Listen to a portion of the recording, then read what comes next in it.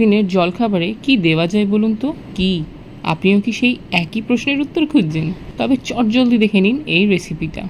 আজ বানাচ্ছি South Indian স্টাইলের fried rice with Baljit's Shubh Labh gold Banskathi rice.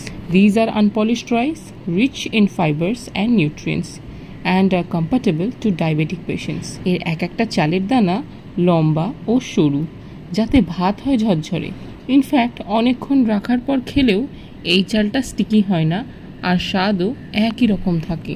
চলো এবার চলে আসি রেসিপিতে। প্রথমে সাদা তেলে সর্ষে আর কারি পাতার ফোড়ন দিয়ে তাতে seasonal vegetables what ever is available সেইগুলোকে হালকা নাড়াচাড়া করে দিয়ে ওপরে সল্ট, সুগার আর হলুদ দিয়ে নাড়াচাড়া করে ঢেলে দিতে হবে মাড় ঝরানো বলজিতের শুভ লাভ গোল্ড বাঁশকাঠি চালগুলো। ব্যাস তৈরি।